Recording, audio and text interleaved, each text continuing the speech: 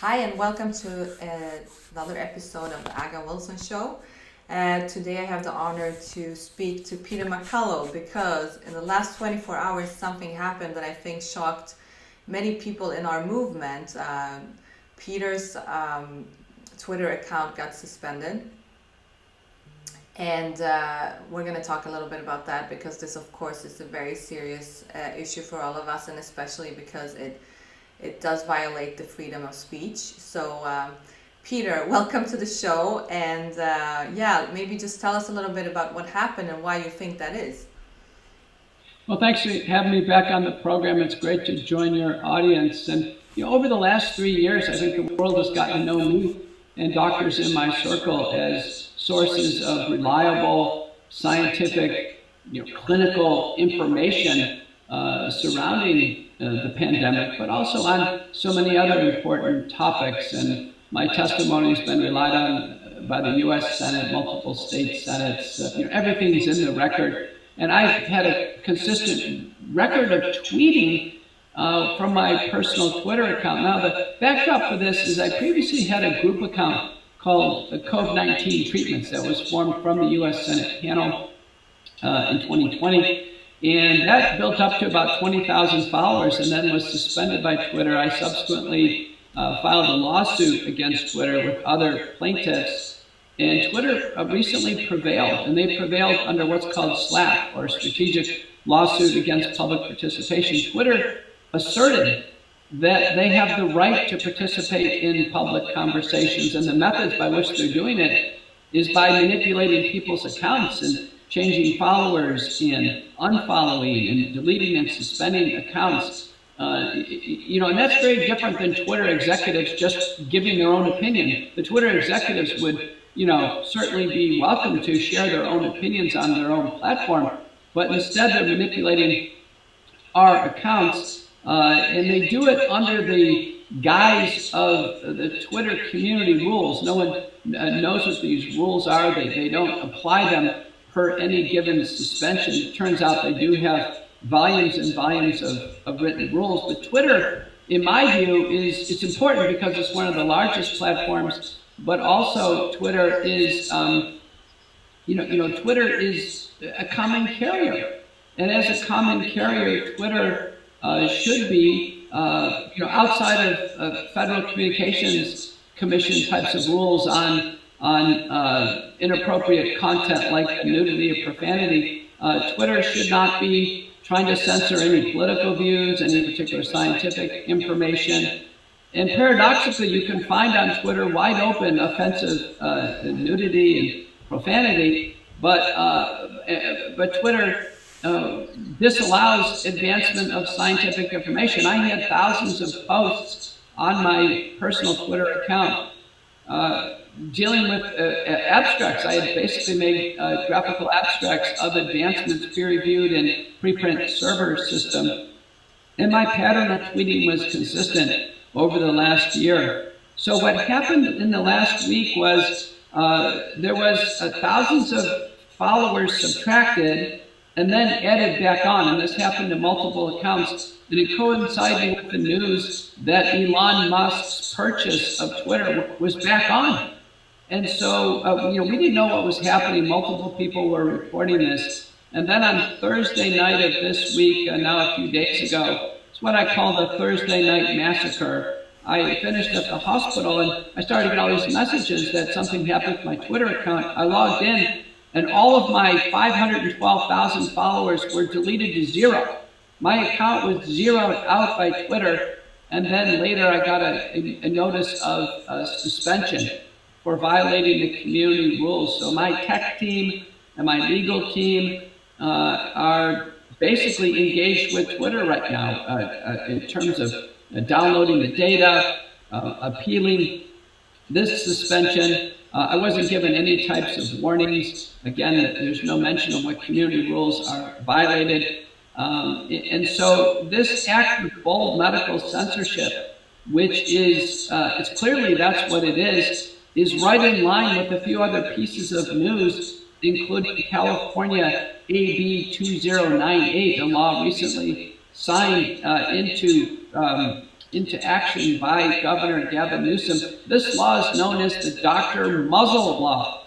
That means a doctor cannot freely discuss COVID-19, SARS-CoV-2 treatments, treatment of long hauler syndrome, vaccination.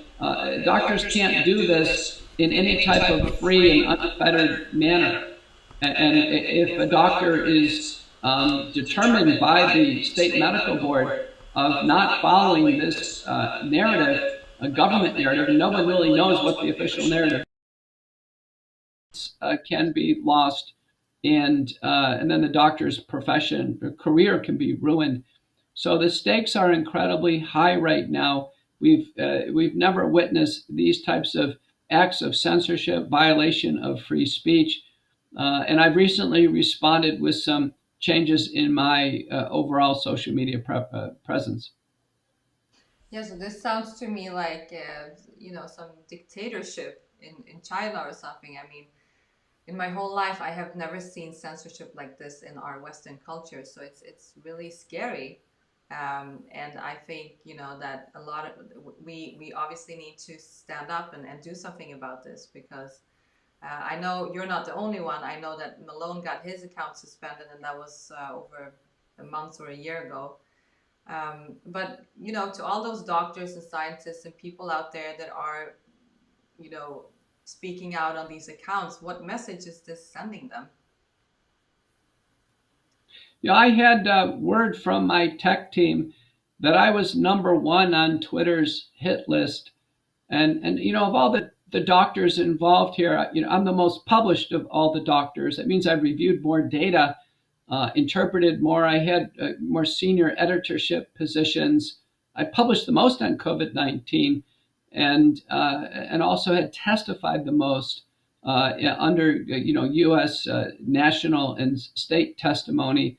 And then I've also, I'm in practice. I'm treating patients, so many look to me really as the top medical authority in the world on COVID-19, supported by wonderful colleagues.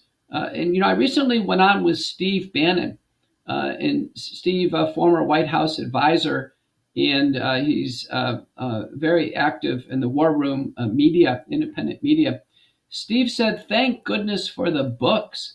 He says all the electronics right now are corrupted. If you do a Google search right now, it's not a fair Google search. It's directing you towards biased sources of information that support mass vaccination, suppress any hope of treatment, suppress any information on vaccine safety.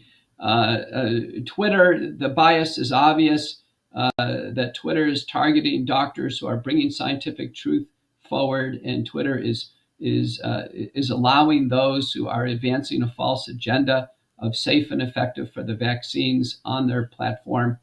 Wikipedia is now, it's a biography service, but it's a falsified biography service. The individuals like myself, I can't control my Wikipedia page.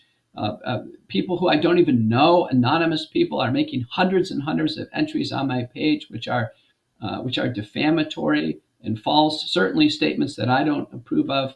So what Bannon said is, thank goodness for the books. The books are in print.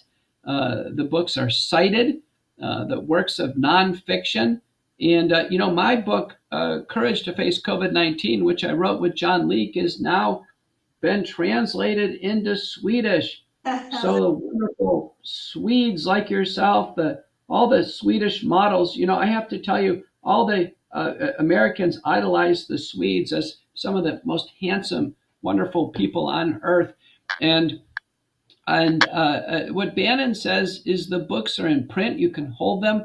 You can look at the citations and understand the evidence that's presented. Ours is 300 pages, about 300 citations, and it's a story. So it's written in a way by a best-selling author, John Leake, in a way that people can understand it, a page-turning story. It's not a medical book, it's a story, but it's nonfiction, and it's a true crime story.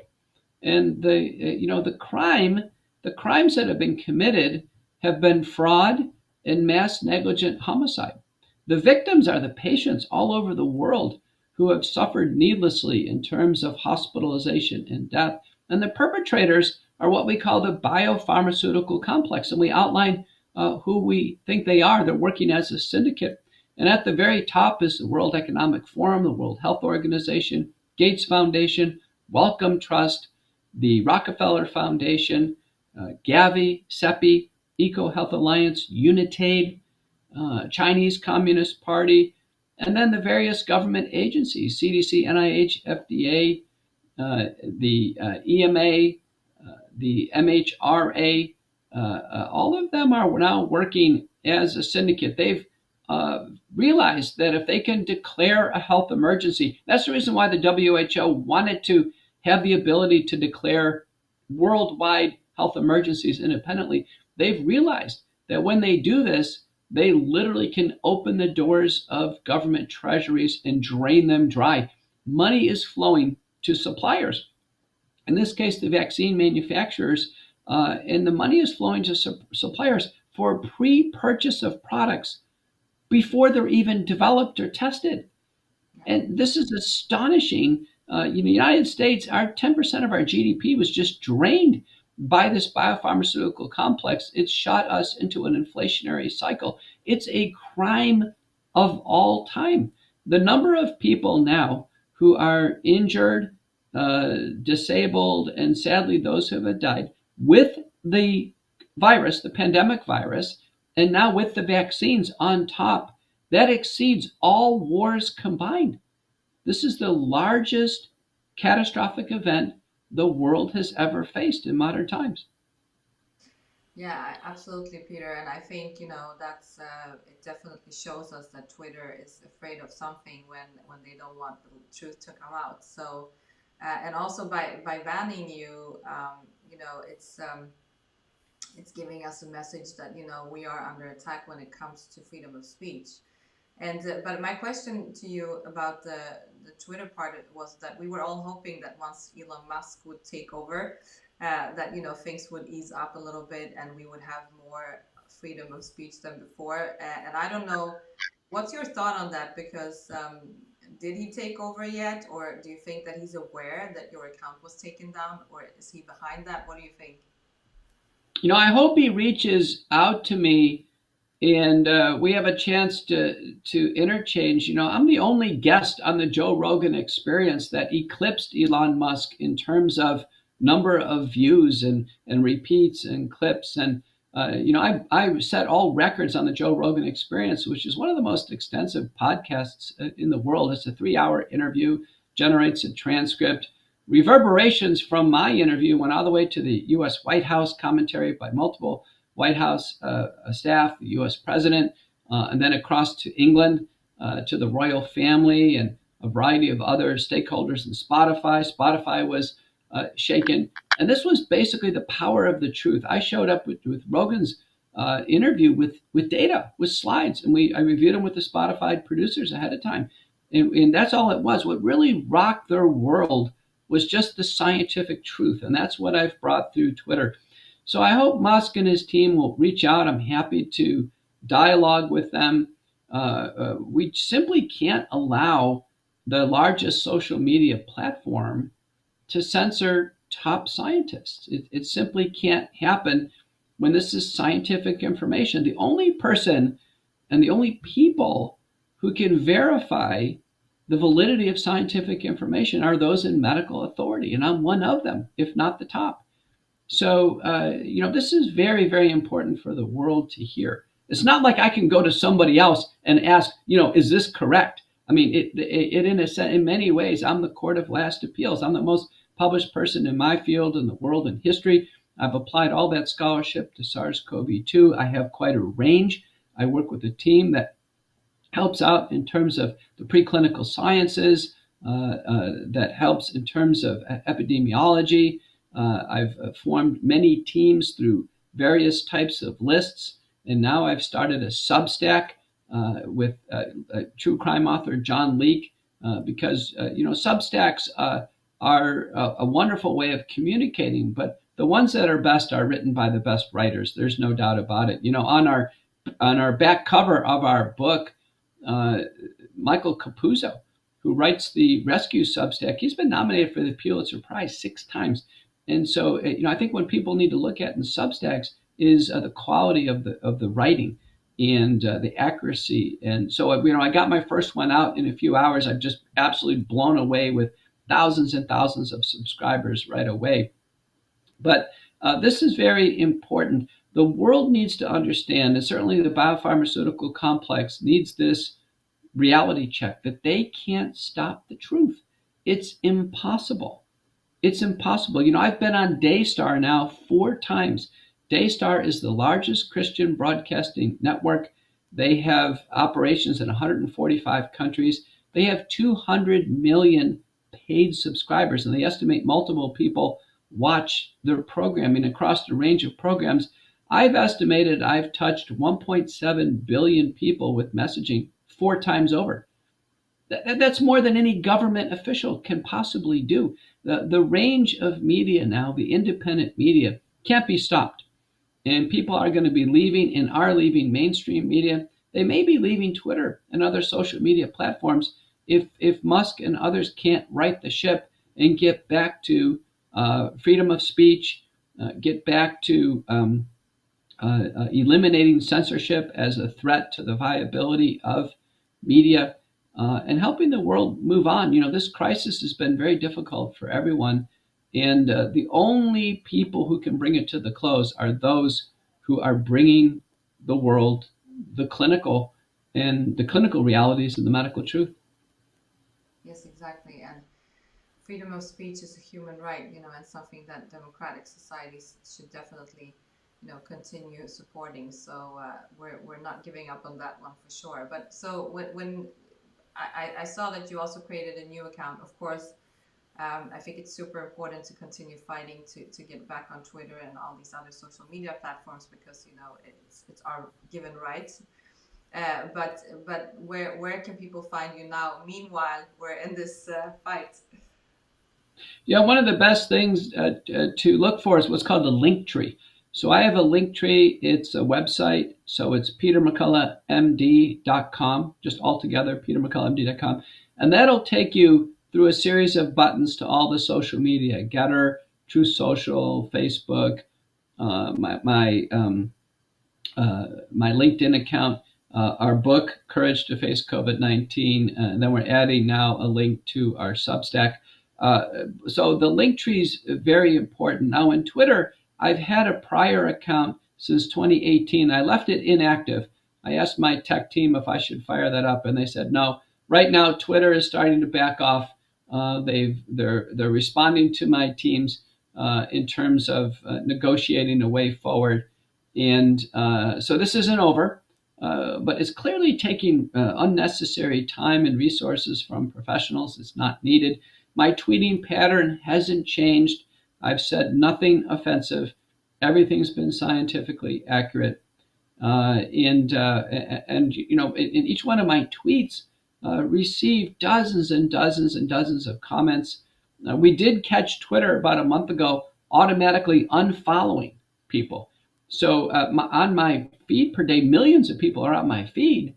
But Twitter's keeping it down to about 500,000 because they're unfollowing people.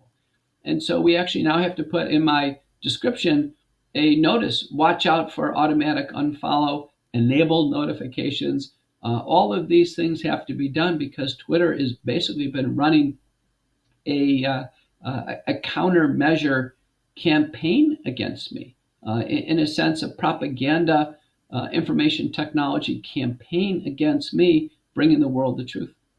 Which is unbelievable. And it's such it's just, I can't believe that this is happening in our times, but we're here, and of course we're going to do everything in our power, because it's about everything. It's about journalism, it's about investigative journalism, it's about freedom of speech, it's about actually the truth coming out to save more lives in this humanitarian crisis. So it's truly important that we all come together now more than ever, to fight this, because it's happening in our lifetime. And I would never, 10 years ago, someone would ask me about this, I would never ever imagine that something like this could happen in our Western culture, but it is happening. And I know you also, you did talk, I know that the US started with the COVID vaccination of young children.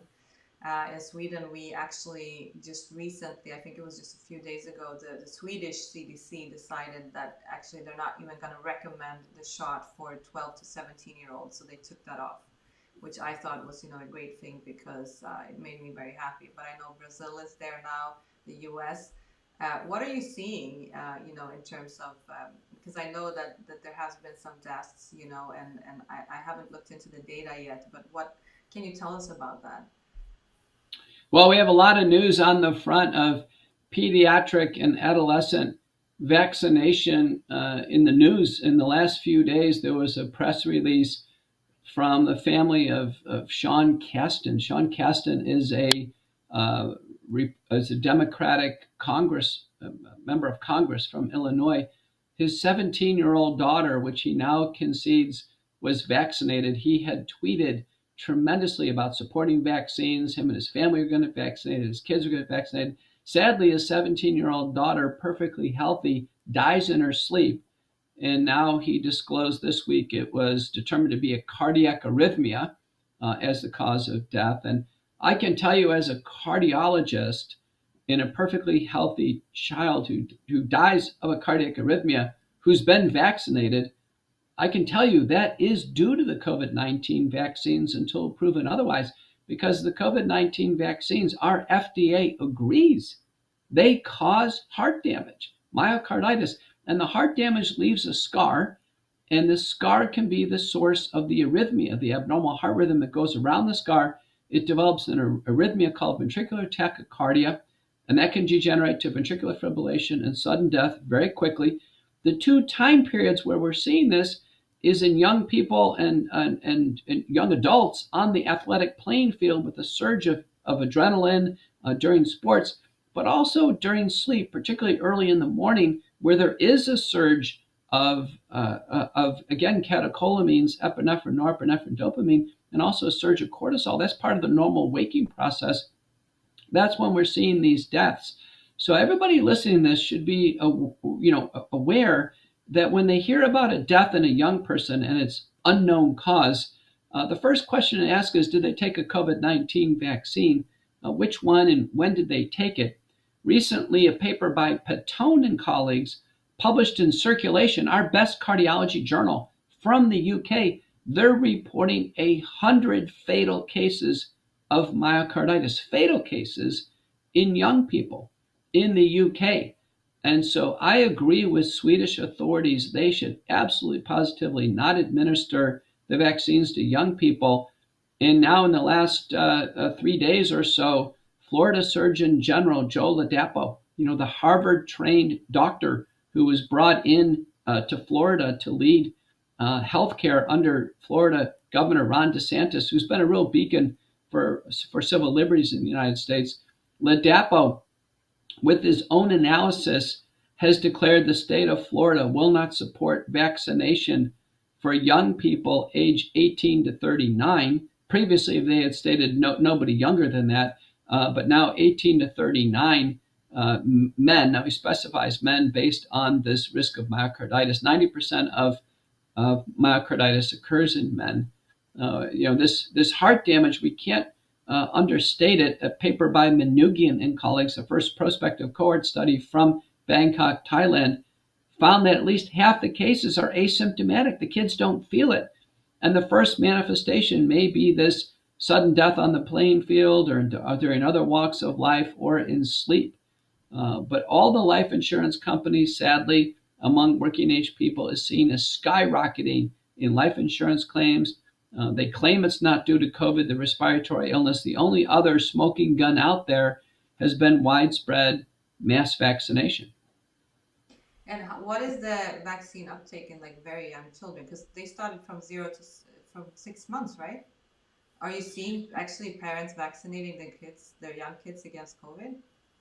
Well, the variation in policy across the United States is striking. So Florida was saying no vaccination in children at all. Now they've extended it to young adults 18 to 39 men. The school district of Washington, D.C. has mandated it for all children grades kindergarten through grade 12. and has said if they don't take the vaccine, they won't even get online learning at home. That's even a child who has a fatal allergy just literally has to take the vaccine and potentially die with the vaccine in order to go to school.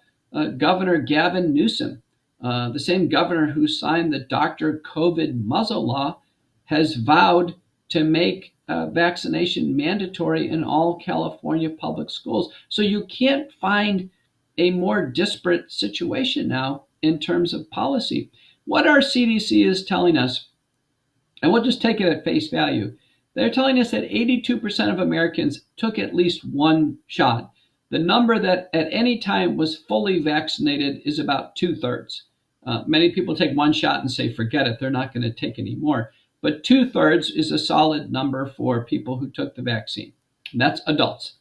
Now, of those, a third of that 2/3 went on to get a booster of some sort. Okay, so they were fully vaccinated, get a booster.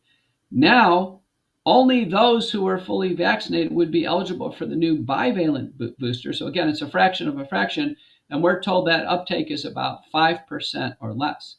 So it's 5% of 2/3 at best. So we're talking about, maybe 2% of the general adult population taking the bivalent boosters. Americans were very disappointed to see the bivalent boosters failed in animals to protect them, had a surrogate rise of antibodies, which is obviously not trustable since it doesn't correlate with the clinical protection, and then no human studies on efficacy or safety. We estimate that of any pediatric uptake, it's below 2%, that Americans, families have just not brought in their children. And I think what happened to Sean Casten's daughter is going to be just another reminder that this is the riskiest type of vaccination a child could ever face for no benefit, because we know children have very mild syndromes. They don't have severe outcomes. It's easily treatable.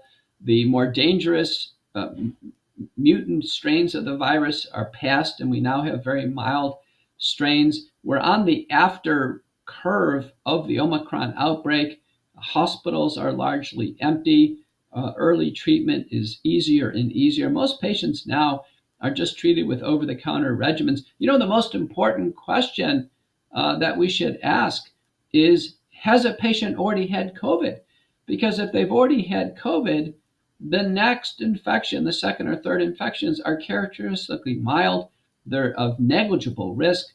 They're managed with over-the-counter medications. The most important question is not whether or not someone took a vaccine, which quickly goes out of date in 6 months, but did they have the prior infection? A paper by Kimatelli and colleagues shows, very, very substantial protection, 97% protection against hospitalization and death, and it doesn't wane over time. It's over 15 months of observation. So natural infection, natural immunity, far better than a vaccine, far more meaningful.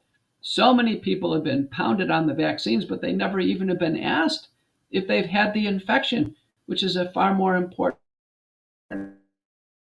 question. Yes, absolutely. And I think most doctors I speak to nowadays are saying that the herd immunity and going through it with your immune system is like absolutely one of the best and safest ways, right? And plus we all know, and I think many of us and even like those people who are aware have been using all the protocols that you and your colleagues have suggested, and it's been working. People are getting better. Early treatment has worked. I haven't heard about anyone that got sicker or had like some severe complications when they were using the protocols that have been,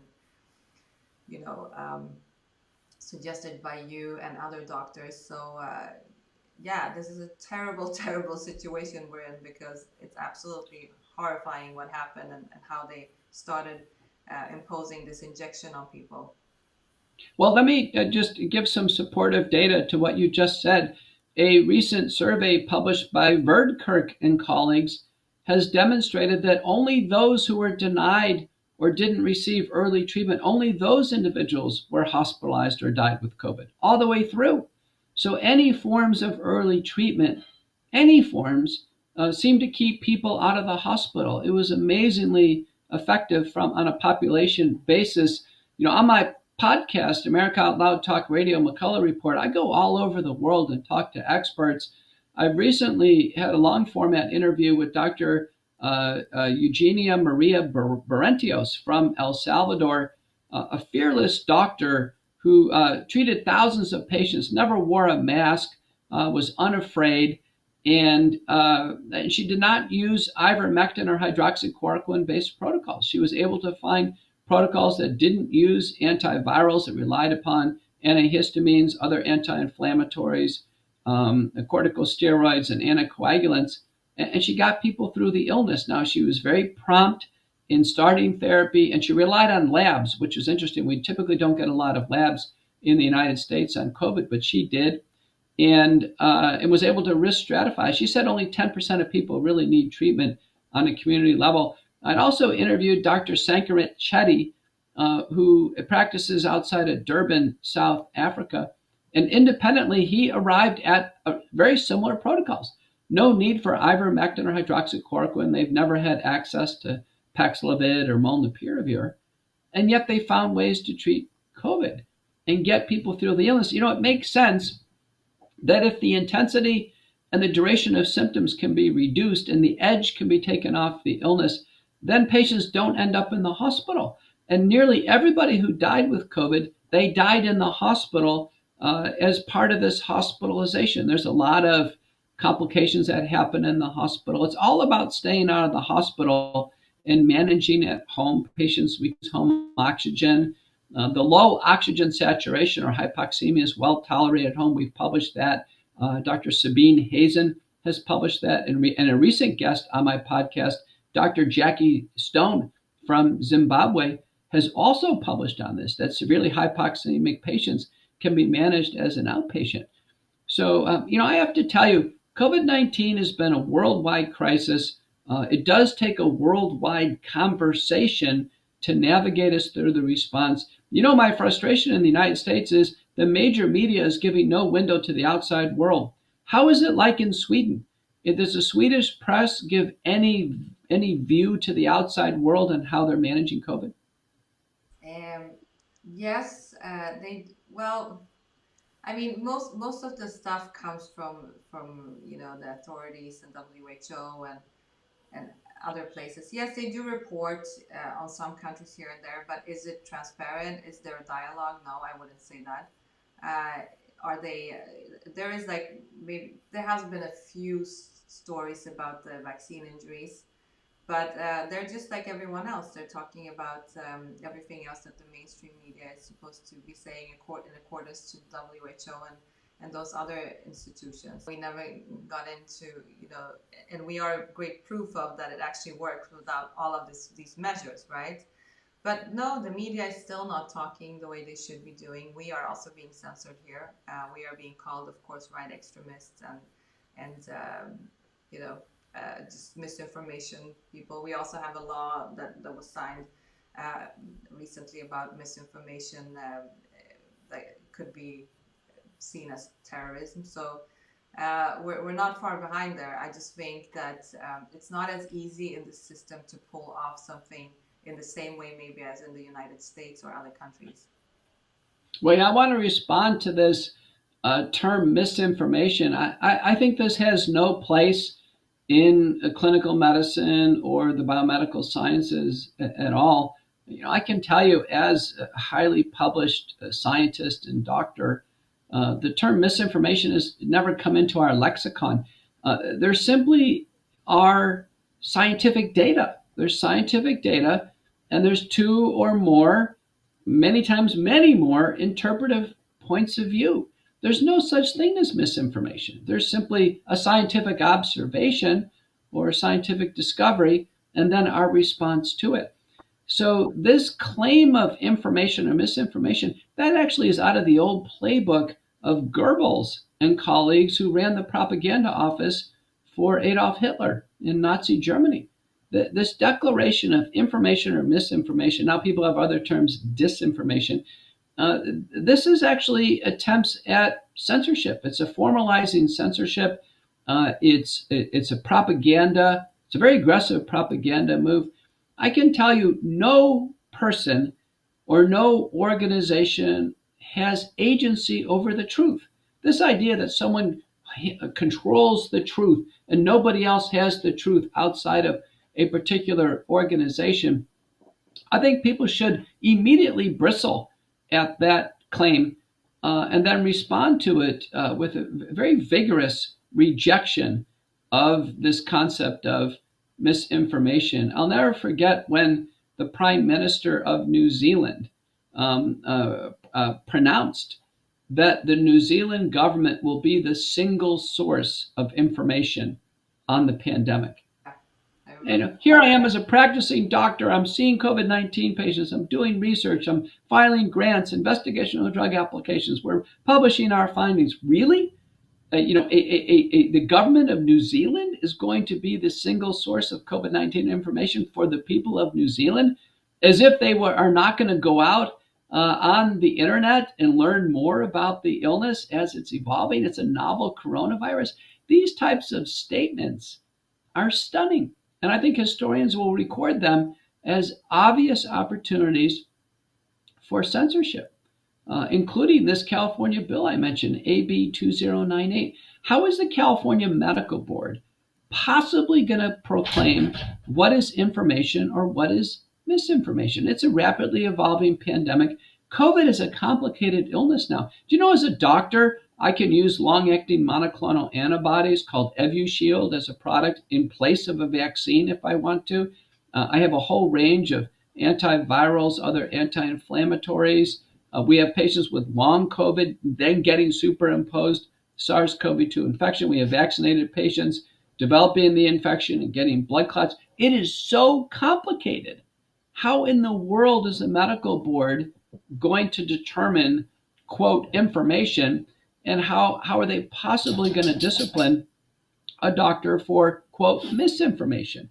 This is going to be a witch hunt. I know what it's all about. This is going to be a complaint-driven system where there'll be various stakeholders who say, you know what, I don't like what this doctor's view is on this particular form of treatment. I'm going to file a complaint, and that doctor's going to lose their livelihood under this California law. I can tell you what doctors are going to do. They are going to categorically not discuss COVID. They are not going to treat patients with COVID or vaccine injuries or long COVID. And the people who will suffer will be the patients. Which is very dangerous right now, right? That's like the biggest danger we're facing. So I think, as soon as you see that there is no open dialogue about something, that's a red flag to me. I've learned that very well in university when I was studying political psychology.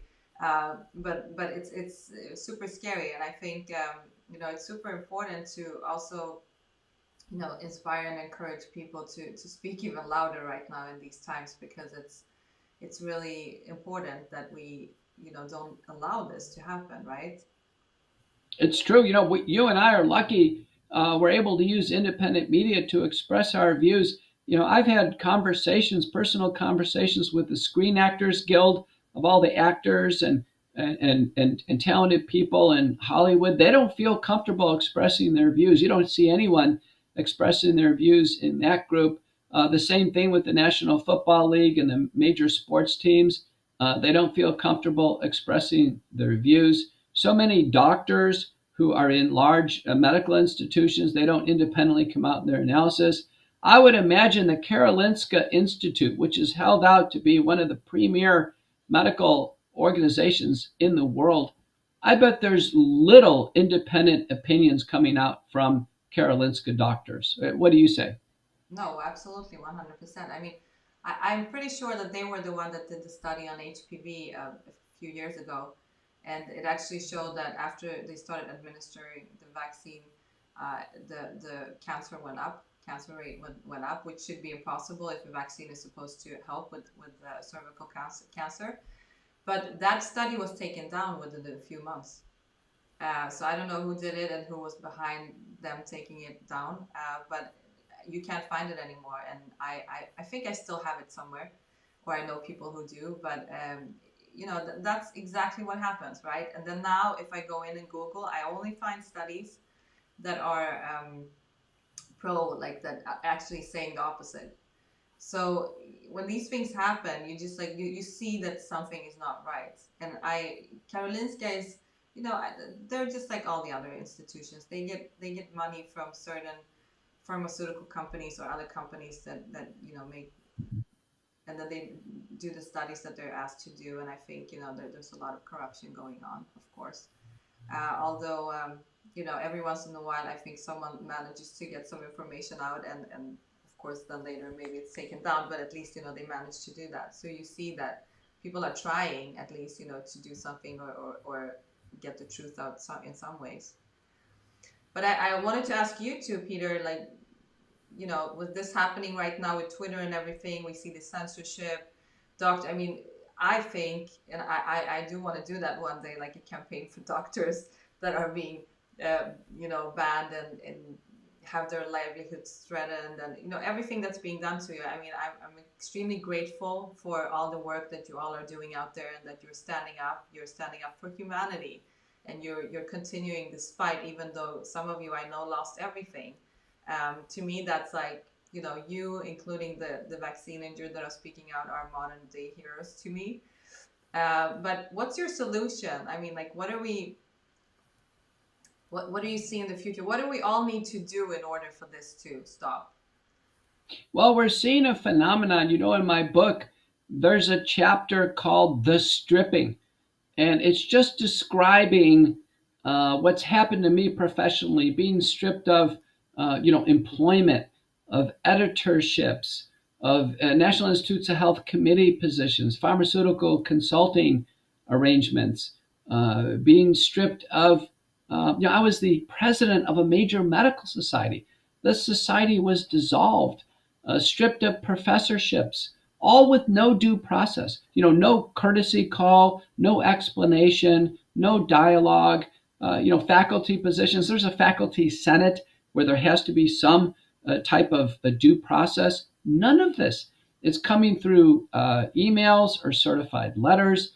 I have over $1 million lawsuit from the health system I walk into every day.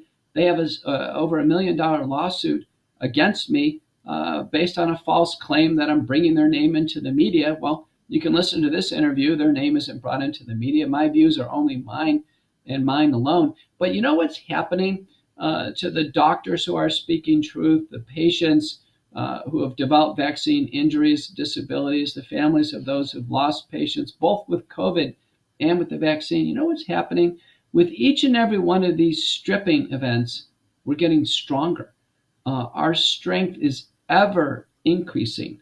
And it's almost like you just, have you ever gone outside and you saw, a weed, and you tried to pluck the weed out of the garden, and the weed just grows up in 4 more areas and becomes stronger? That's basically what this is. You can't stop the truth. It's very, very important. St. Augustine said, listen, the truth is like a lion. Let it out and roam. It can defend itself. I remain bold and relentless. I cannot be stopped. You cannot be stopped. What each and every person can do is have a conversation with someone else. Let them understand the viewpoints. I think when everybody sees their doctor, this is important. When everyone sees their doctor, they should, if it's not brought up, they should ask their doctor, should I take one of these COVID vaccines? And if the doctor says yes, a response can be, listen, I've looked at it, and I don't think they're safe enough for me. Just leave it there. Don't argue any types of facts or scientific data. Just give the perception. The patient's feeling's important. And if the doctor says, well, yeah, they're safe. I say, listen, doctor, they may be safe enough for you. Why don't you go ahead and take some more? But I'm not going to take it. And doctors need to hear that all day long. I have patients tell me that cholesterol-lowering medicines are not safe. I have patients tell me all day long blood pressure-lowering medications and others. I have patients tell me all the time their concerns on safety. What patients have not done loud enough is tell their doctors their concern over vaccine safety. It needs to be brought up over and over again. Vaccine safety needs to be a common conversation in the lobby of clinics and hospitals, in the examination room, needs to be a common topic of discussion throughout the independent media. This weekend on America Out Loud Talk Radio, McCullough Report, my guest was Dr. Sherry Tenpenny, who's dedicated her professional career to the critical evaluation of vaccine safety and efficacy. And it was interesting because I'm a doctor and I've taken all the vaccines according to the schedule, even from childhood. My mother dutifully took me in to take all the vaccines. Now, and I haven't taken the COVID-19 vaccine, nor will I, but I took all of them up until that point. And Dr. Tenpenny took none of the vaccines. She grew up in a family where she took none. So we had completely different viewpoints on the vaccines. And it's a great dialogue. Tune in on America Out Loud Talk Radio. You can always pick it up on the podcast network and the archives. But what she made me understand is that the vaccines as they exist today are vulnerable. The vaccines are vulnerable for the following reasons. Many of the current vaccines are for legacy problems that are now easily treatable, like diphtheria, pertussis, even Clostridium tetani infections are readily treated with antibiotics. That many of the other vaccines, in fact, never were tested in clinical trials to improve outcomes. They actually didn't have a level of scientific evidence that they actually blocked a specific infection or prevented transmission or reduced severity. And what none of them had is none of them had adequate information on safety. None. And so safety data has come out through spontaneous reporting and then also aggregate reporting. And there's a great need. What we concluded is there's a great need to reevaluate the entire vaccine schedule, particularly ones that are given indiscriminately. If vaccines are targeted, just like medicines would be targeted for at-risk groups, I think people could all accept that. But now, babies being born on day one, getting the hepatitis B antigen vaccine, this is extended in a hyperbolic manner. When I was born, there was only 3 vaccines. And now children are facing like 72 administrations or more. Things have hyperbolically gotten out of control with respect to vaccines. The COVID-19 vaccine debacle has really brought this into public view. Many people now are questioning vaccines overall.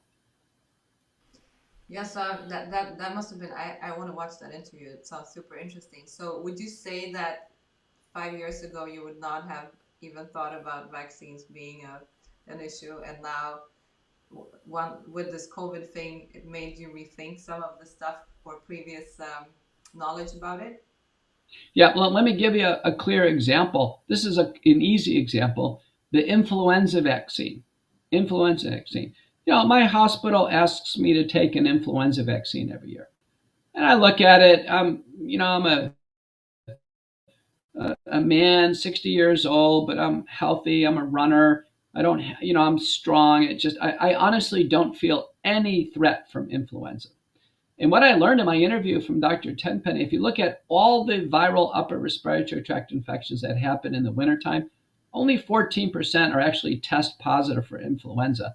And then among them, it's a minority who are at high risk. So there's a tiny fraction who would ever even need an influenza vaccine, but not young, healthy people. And what I learned is that in a publication by Chung and colleagues, MMWR, in 2022, they reported on the efficacy in the United States of the influenza vaccine.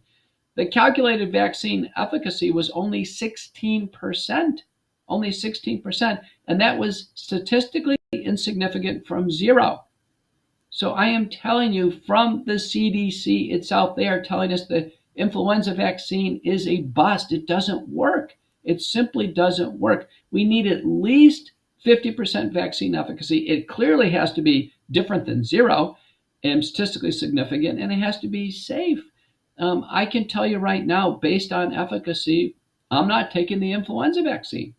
I'm not going to take something in my body that has a 0 chance of giving me benefit, because it just gives me the risk of some type of immunologic reaction that could go wrong. And it's right in the package insert of the influenza vaccine, all the various things that can go wrong. That's a simple example. So every vaccine, in my view, should be given according to risk and not indiscriminately. And every vaccine should be given according to risks and benefits. So this is very different than a blanket vaccine agenda for all. And that vaccinate all is really the mantra of the biopharmaceutical complex in our book. I really want everybody in Sweden to pick up a copy of the Swedish translation of our book, Courage to Face COVID-19, Preventing Hospitalizations and Deaths While Battling the Biopharmaceutical Complex. In the book, we spend time on CEPI. CEPI is a Coalition for Epidemic Preparedness and Innovation. It was formed by the Gates Foundation and the World Economic Forum. It said there will only be one response to infectious disease threats, and that is mass indiscriminate vaccination. I think everybody needs to read the book and understand what's going on. I'm going to have to let that be the last word and sign off, but thank you so much for having me on the program.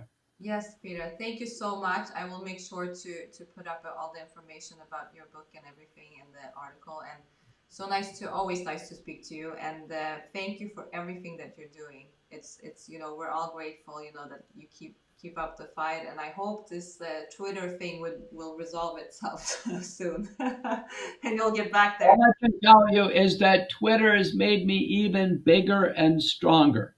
Every act of censorship that attempts to strike down someone makes them even stronger, more resilient, more influential. Thank you.